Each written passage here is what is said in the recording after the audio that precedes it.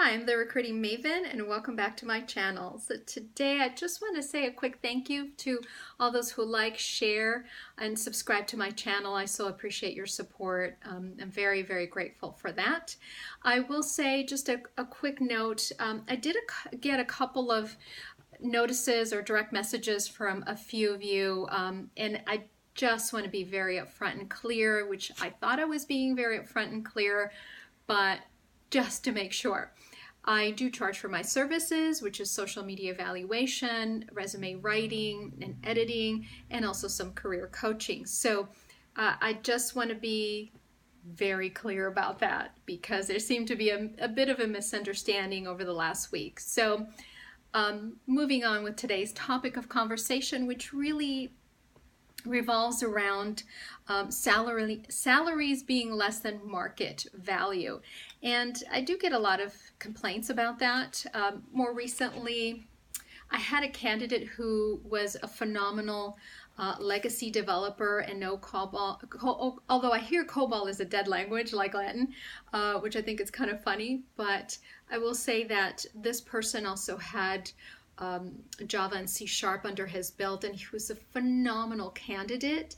And I just felt devastated at the fact that I couldn't help him to get a job because the client was dragging their feet, didn't want to pay market value for this person. And at the end of the day, my client walked away, got a phenomenal offer from Google. And in spite of, the 25 years of experience he had, but he truly, I can't say enough. He was a phenomenal candidate. However, from my client's perspective, they just kind of dragged their feet. They didn't want to pay him his market value, and they lost him. And at the end of the day, they had to pay two people for the price of one. So, lesson learned, I don't really know. Hard to say. I'm not part of those conversations with that client, unfortunately. But it was such a shame. And I do see a lot of you.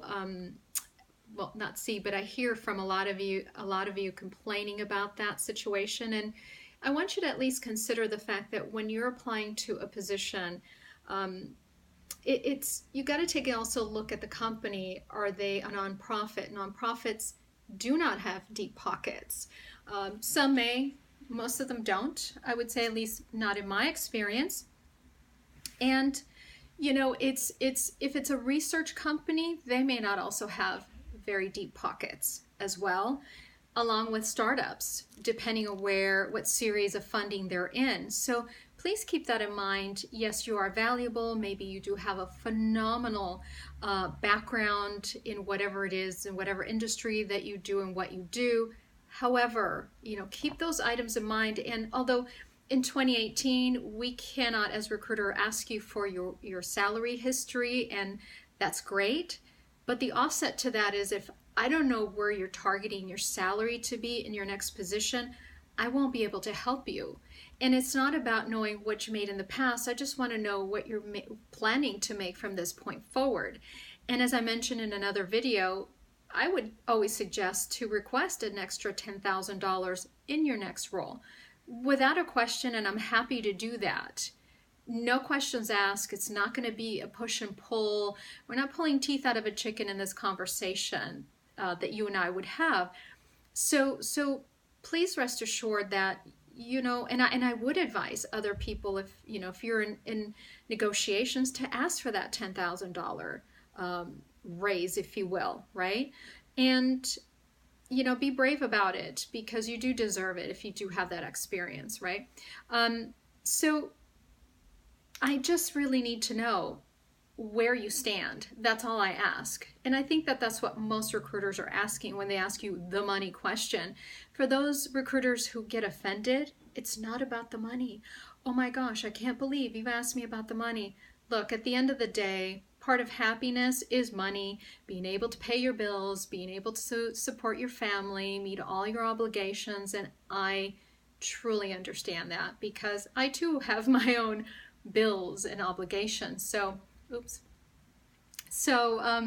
with that said, just let me know. Just let that recruiter know what your expectations are so that you can move forward in a positive way, so that when you do get that offer, it's going to be something that you're seriously considering accepting, as opposed to getting to the end of that particular offer acceptance situation and you're thinking, this is nowhere near the salary I would have wanted. So again, just to remind you, be clear what you want, and if it's not meeting your salary requirements, move on.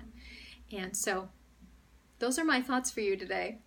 Hopefully you're having a wonderful you're having a wonderful day, and hopefully you will have a great rest of your week. Take care.